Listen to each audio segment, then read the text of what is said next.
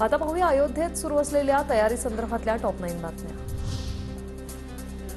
अयोध्येच्या तात्पुरत्या मंदिरात 20 जानेवारीपासून दर्शन पूजा बंद, राम मंदिराच्या लोकार्पणाची जय्यत तयारी सुरू।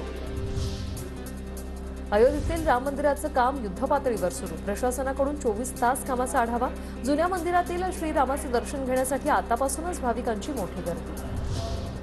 राम मंदिराच्या उद्घाटनापूर्वीच देशभरातून रामभक्त अयोध्येत दाखल, हनुमानगढी मंदिर परिसरातून भक्तांची मोठी गर्दी। राम मंदिराच्या उद्घाटनासाठी अयोध्या नगरी सजली। राम मंदिराच्या उद्घाटनासाठी अयोध्या नगरी सज्ज, शरयू नदीत पवित्र स्नान करण्यासाठी देशभरातील लाखो भाविक दाखल। गंगा, यमुना आणि शरयू नद्यांना मोठं धार्मिक महत्त्व। अयोध्येत दशरथ महालामध्ये देखील भाविकांची मोठी गर्दी। दशरथ राजाचा सभा दरबार भरण्याचं ठिकाण आजही देतंय धार्मिक इतिहासाची साक्ष। दशरथ महालाला आजही सिद्धपीठ म्हणून ओळखलं जातं।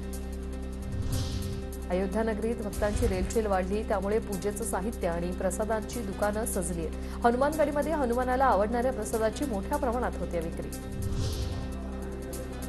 अयोध्येतील श्रीराम इंटरनॅशनल एअरपोर्टचं 30 तारखेला उद्घाटन। पंतप्रधान नरेंद्र मोदींचं विशेष विमान सकाळी 11:30 वाजता दाखल होणार। विमानतळाच्या टर्मिनल बिल्डिंगला राम मंदिराची प्रतिकृती, तर विमानतळ परिसरात युद्धपातळीवर काम सुरू। अयोध्येतील शरयू नदी किनारी आरतीसाठी भाविकांची गर्दी। प्रचंड उत्साहामध्ये शरयू तीरावर महाआरती, भक्तिमय वातावरणात भाविक दंग।